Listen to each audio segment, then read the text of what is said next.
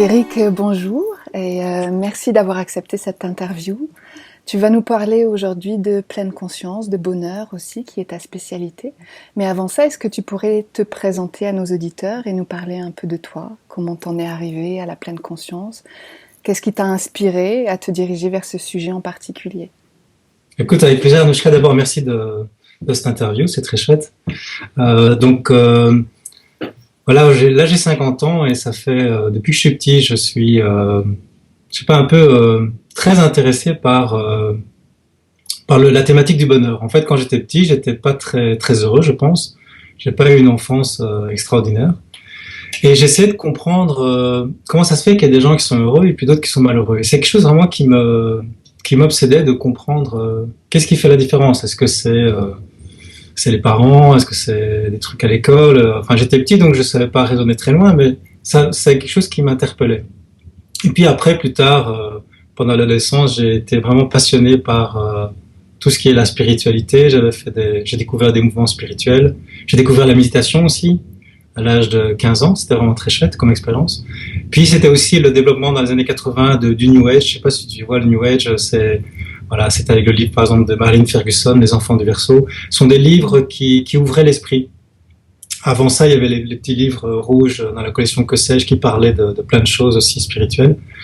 Et donc tout ça m'a nourri, mais j'étais toujours perdu. Je voyais pas finalement, mais c'est quoi le bonheur? Ça m'ouvrait un petit peu. La méditation m'aidait à me calmer, à gérer les émotions. Et puis je me dis, mais en psychologie, sans doute, si je fais la psychologie, je vais comprendre la psyché humaine et comprendre qu'est-ce qui fait que des gens sont déprimés, qu'est-ce qui fait que... Ce que je comprenais déjà à l'époque, c'était plus intérieur. Parce qu'il y a des gens qui peuvent perdre aussi des choses, qui peuvent aussi avoir des problèmes, mais c'est pas pour ça qu'ils vont forcément être déprimés. Donc je me disais qu'il y a quelque chose à l'intérieur qui fait la différence. Et j'ai fait la psychologie, et là, je me suis rendu compte qu'on apprend surtout le malheur et pas le bonheur. Parce qu'à l'époque, quand j'ai fait les études de psycho, on étudiait les névroses, on étudiait tous les troubles psychologiques, on met des étiquettes là-dessus. On sait très bien finalement catégoriser et comprendre les différentes souffrances humaines, mais c'est marrant, mais pendant tous les cours que j'ai fait en psychologie, et même après avoir été diplômé, j'ai continué à regarder un petit peu, on parlait pas beaucoup de bonheur. En fait, le mot bonheur était presque absent même. On commençait simplement, et c'était une révolution, et ça allait dans les années 2000, 90, 2000, donc 90 pour les Français, la révolution de l'intelligence émotionnelle. Donc ça, c'est quelque chose que j'ai suivi de près. Après, je me suis formé à ça, et puis je suis devenu formateur en intelligence émotionnelle dans les entreprises. Mais on commençait à s'intéresser aux émotions, parce que déjà en psychologie, avant, les émotions, c'était un peu un mystère. C'était très complexe à étudier. Ce n'est qu'après que la science ait pu le permettre, grâce à des appareils comme le scanner à résonance magnétique. Tu vois, c'est l'appareil qui permet de voir ce qui se passe en direct dans le cerveau, qui est aujourd'hui connu, mais à l'époque, c'était encore nouveau. Et on a commencé à étudier les émotions grâce à ce genre de nouvelles technologies. Et on a pu comprendre pas mal de choses sur les émotions. Et puis en même temps, il y a eu d'autres révolutions à cette époque-là. C'était la révolution de la pleine conscience, donc le mindfulness en anglais. C'est John Kabat-Zinn, c'est un médecin biologiste américain qui a amené ce concept. Il a eu l'idée en tant que scientifique d'appliquer les méditations, que je connaissais déjà un petit peu aussi, des protocoles de méditation tibétaine, bouddhiste, en enlevant tout le côté rituel, en gardant juste la technique pure, et en proposant à des gens qui sont très stressés de faire ces méditations. Donc il faisait des protocoles de mesure avant et après. Pendant 8 semaines, il faisait des cours de méditation. Et comme c'était très scientifique, c'était très intéressant.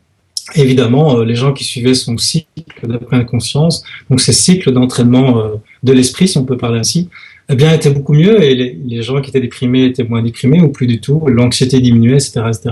Donc ça a été une véritable révolution que j'ai aussi beaucoup suivie avec passion. Et donc, l'intelligence émotionnelle, la pleine conscience, tout ça m'a donné beaucoup de nourriture, beaucoup plus que mes études en psychologie, en fait. Et puis après, il y a une troisième révolution, c'est la psychologie positive.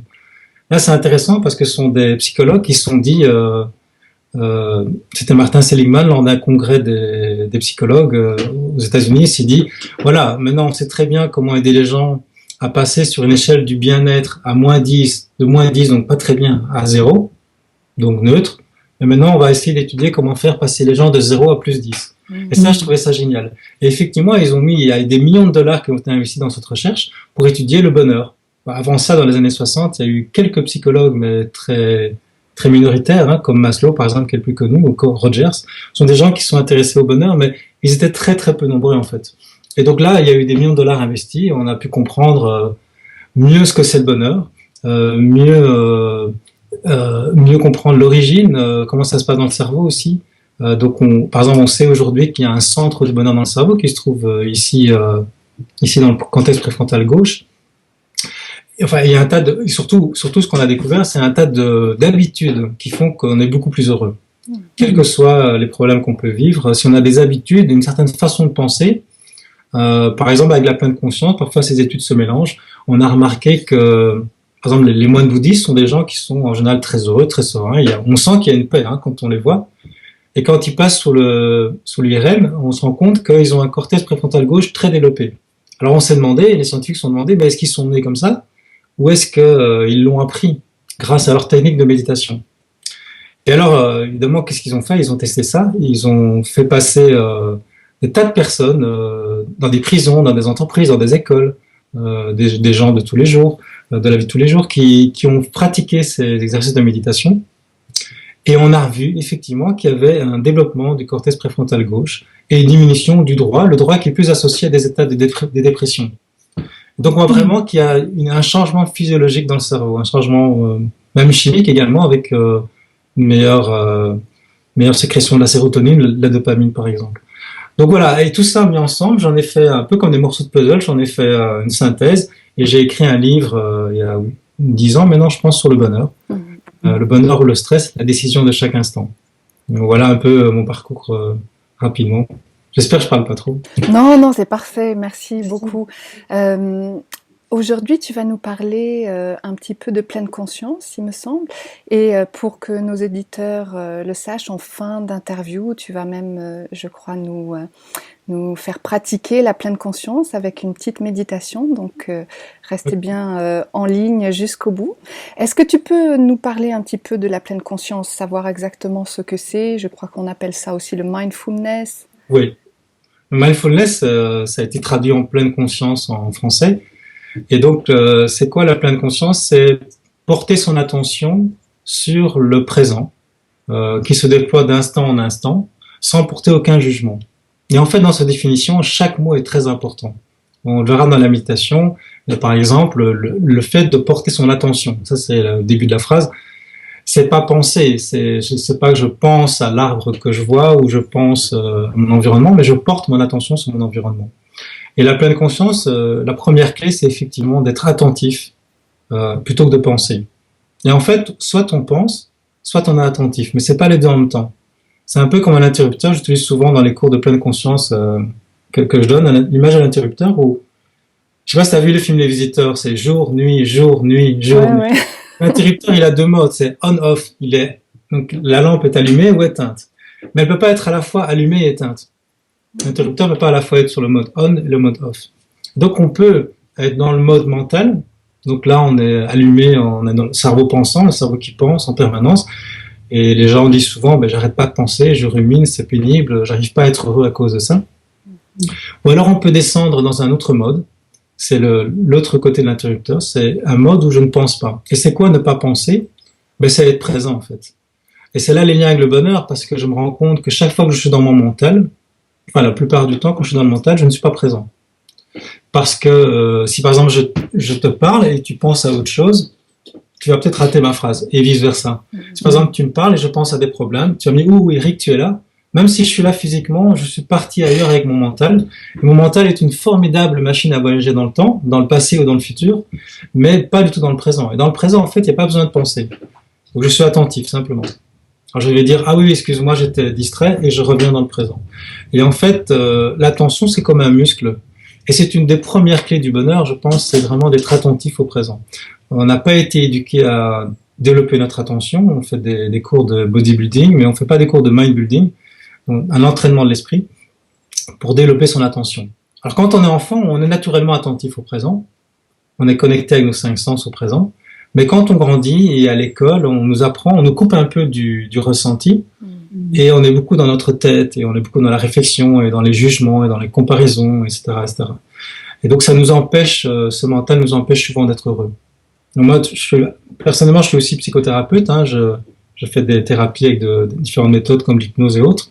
Et je me rends compte que les gens qui viennent, qui sont anxieux ou déprimés, c'est souvent parce que enfin, une des caractéristiques essentielles, c'est qu'ils sont tout le temps dans leur mental. Ils arrivent pas à décrocher. Et ils ruminent des idées très noires, tu vois, des idées vraiment. C'est intéressant de faire l'exercice suivant, c'est de demander à un déprimé, mais à quoi tu penses pendant 10 minutes? Mais on va voir les types de pensées qu'il a, c'est catastrophique. Et évidemment, si on faisait la même chose, si on commençait à penser à tout ça, et en plus, si on fait comme lui, respirer très peu et regarder par terre, on va se sentir mal aussi. Donc en thérapie, c'est aussi une idée que de comprendre que la personne est responsable de son bien-être, responsable de son bonheur, et pour ça, une des premières clés, c'est de porter son attention sur le présent. Tu vois? Génial. Ouais. Alors porter son attention sur le présent, c'est tout un entraînement en fait. Hein. C'est pour ça qu'on fait des cycles de pleine conscience. C'est des cycles de Huisman. Et moi, ce que j'aime bien dans les cycles que j'organise en Belgique, c'est que les gens sont suivis entre les semaines. Je leur envoie des petites missions, des exercices à faire. Donc voilà. Et puis j'ai fait un cours en ligne aussi pour ceux qui savent pas se déplacer. Mais je recommande quand même toujours aux gens de venir physiquement dans une salle de méditation parce que c'est vraiment très chouette. Hein. Il y a la force de groupe, c'est très intéressant. Est-ce que tu veux bien nous donner ton site? Oui, donc mon site c'est bonheuraustress.com. Et là c'est donc bonheur-ou-stress.com ou bonheur au stress sur Google, ça marche aussi. Et là-dedans, vous allez voir les cycles qui commencent bientôt en septembre là. Il y a, pour les Français, donc il y a un cycle en ligne. Et alors également, j'organise un séminaire en novembre qui s'appelle Zéro Mental. Alors Zéro Mental, c'est vraiment génial comme concept. Ça vient de France. C'est Frédéric Vincent, c'est un grand pédagogue, un formateur français. Il a formé plusieurs thérapeutes en hypnose et en PNL, qui a créé un mélange vraiment très intéressant entre méditation, hypnose et pleine conscience. Et donc, je le fais venir en Belgique pour donner un séminaire sur le zéro mental. C'est une immersion pendant 5 jours. Et je pourrais, si tu veux, laisser les liens, je te donnerai les liens. De toute façon, les liens sont sur mon site, si les gens veulent s'inscrire. C'est vraiment très intéressant. Pendant 5 jours, on est vraiment immergé dans le concept du zéro mental. Parce que les gens pensent que quand je ne pense pas, mais je vais m'ennuyer. Mais en réalité, on ne s'ennuie pas quand on ne pense pas. D'ailleurs, on adore le sport. Enfin, les gens qui aiment bien le sport, aiment bien danser. J'imagine toi, tu aimes bien danser aussi. Quand on danse, on a du plaisir. Mais on a du plaisir surtout parce qu'on ne pense pas quand on danse.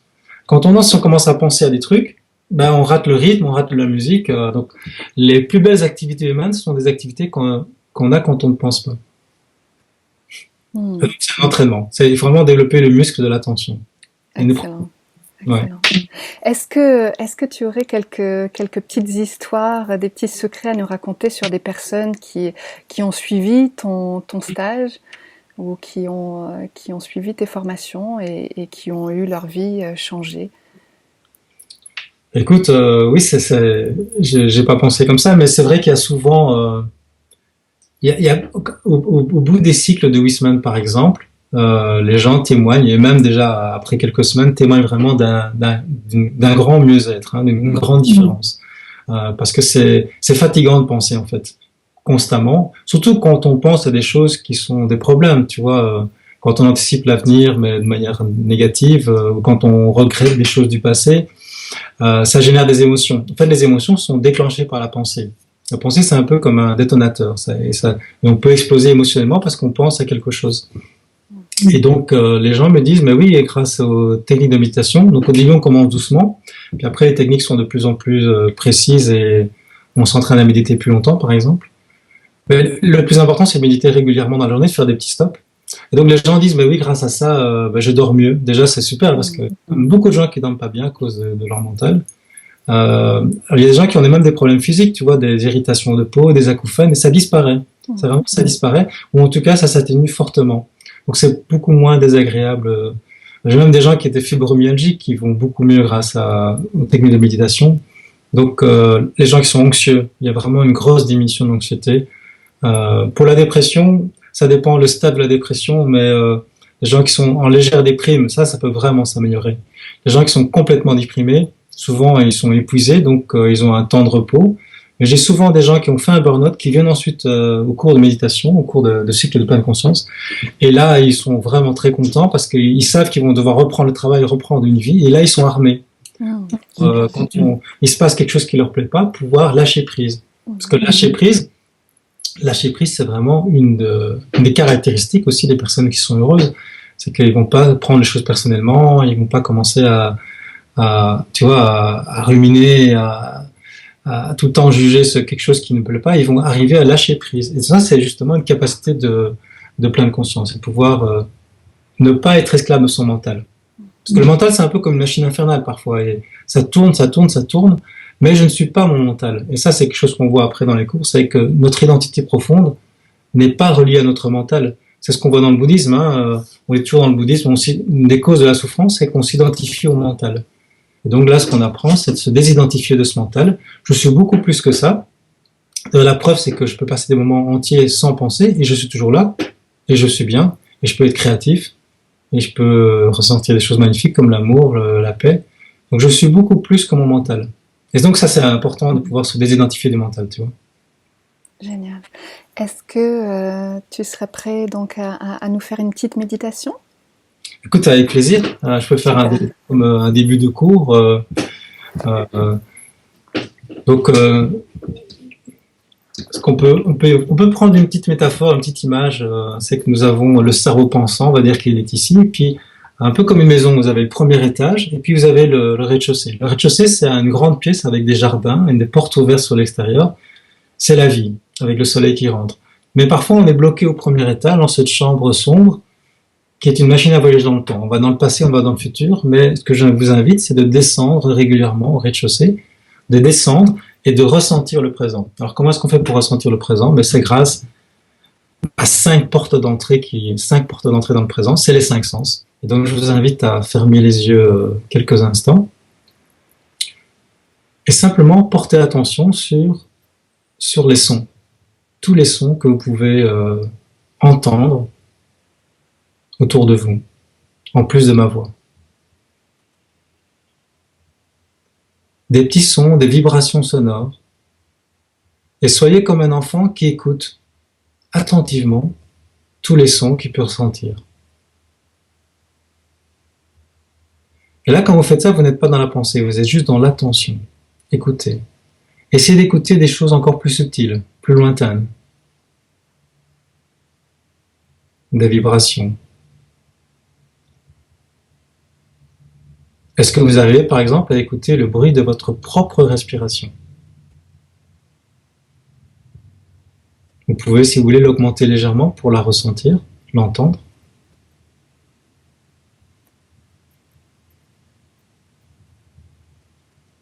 Puis maintenant, vous allez porter votre attention sur votre corps et les points de contact avec la chaise sur laquelle vous êtes assise, ou si vous êtes debout, vos pieds sur le sol. Sentez les pieds sur le sol, sentez votre corps qui touche quelque chose, au niveau du dos, au niveau des jambes. Vous sentez les points de contact.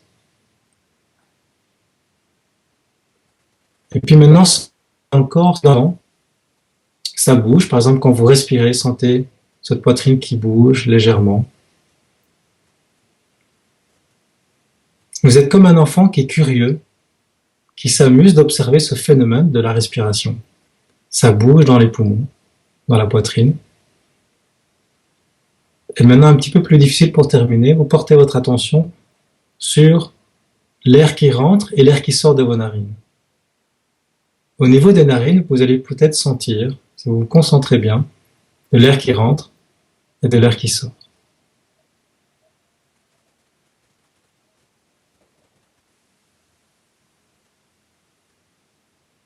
Et maintenant, sentez que le fait d'être attentif à tout ça, vous êtes bien, vous êtes calme, vous êtes en paix. Sentez cette sensation d'être en paix, de calme. Goûtez-la. Ça, c'est votre vraie identité. C'est votre vrai vous. Juste le bien-être, le présent, que vous goûtez avec vos sens. Puis dans quelques instants, vous allez ouvrir les yeux, dans quelques secondes, et garder le plus longtemps possible ce sentiment de calme. Et un peu comme un enfant qui ouvre les yeux, vous allez accueillir la lumière, les couleurs, comme si c'était la première fois. Voilà.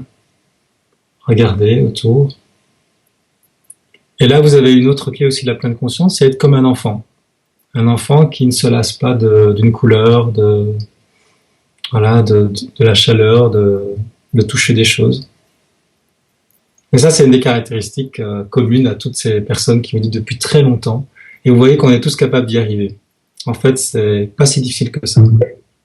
Donc c'est un bel espoir pour le monde, c'est de pouvoir se reconnecter à notre être véritable en faisant fi du mental. Merci Eric. Avec plaisir. Avec plaisir. C'était très très agréable. Merci. Écoute, on va faire apparaître évidemment sur la vidéo toutes tes coordonnées D'accord. pour que nos auditeurs puissent te contacter et venir prendre connaissance de ton livre, de tes formations. Encore merci de cette interview. C'était un plaisir, c'était un plaisir. Merci à toi de le permettre. Au plaisir de se revoir et de se retrouver en ligne. Merci Anushka. Au revoir. Au revoir.